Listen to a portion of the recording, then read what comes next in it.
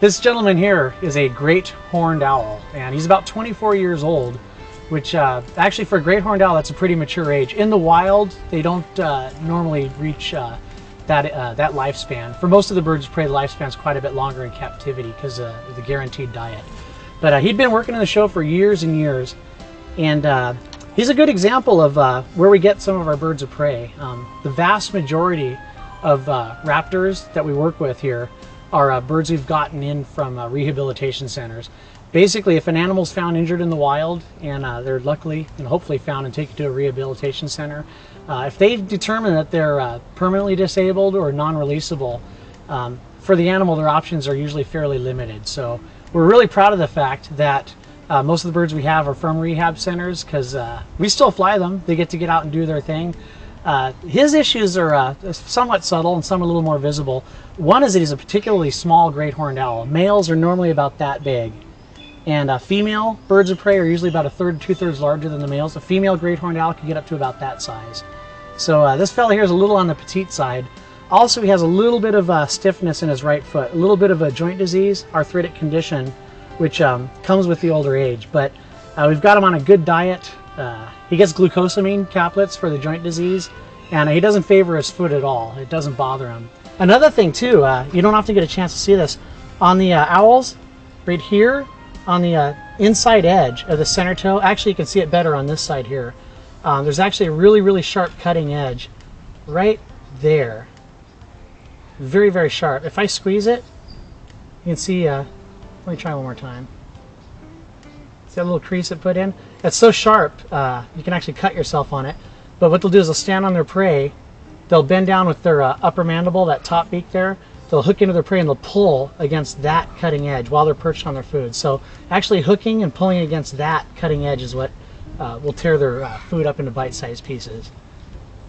Of course, if it's something small like a mouse, he just swallows it whole. But if it's something large like a, oh gosh, a ground squirrel or a really, really big rat, they'll use that upper mandible, that curved top beak, and the sharp inside cutting edge on that center talon. And also a facial disc of feathers for picking up sound, large collection area for sound. And great horned owls, they're pretty remarkable birds. Only bird of prey in North America that can actually capture and fly with something that weighs as much as they weigh. So most wing loading of any North American bird of prey. They got a silent dive and a terrific camouflage plumage. I'm going to rotate him around real quick here. If you look at his back plumage, that speckled barring, and you compare it to the types of markings that you'll see on tree bark. In fact, you can kind of see those logs behind me. It's very effective camouflage plumage for hunting in trees. Typically what they'll do is sit on a branch in a tree, blend in really well hopefully, and wait for prey items to come by. Then they'll silently fly down and grab a hold of it with those very powerful feet and those really, really sharp talons. And here's why they've got a silent dive. The leading edge of the primary wing feathers have extended barbs. You see the whole top edge right there?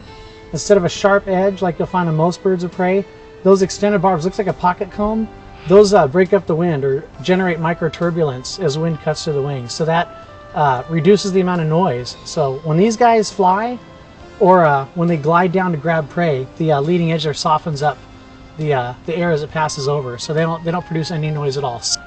And I'll give you a little bit of a wing spread here, so you can see his beautiful plumage. He's just finishing up his molt this year. This has got a really, really nice plumage. Great horned owl. The name great, because of their size, they're a large owl, and horned is a reference to the feathered ear tufts on top of the head here. Not really horns, they're just feathers. And scientists figure that most likely those are for camouflage. Since the rest of his plumage is camouflage, most likely these feathered ear tufts will break up his outline and help him blend into his surroundings a little bit better. And what he's doing there is keep them cool. They don't perspire, so rather than cooling from the evaporation of moisture off the skin like humans do, they will orally thermoregulate or pant to evaporate moisture out of the throat. So on a warm day like today, this is how a fellow like Bucko here keeps cool. Silent, camouflage, excellent night vision, and really precise directional hearing, strong feet, sharp talons, very, very well designed bird. Bucko, a great horned owl from North America.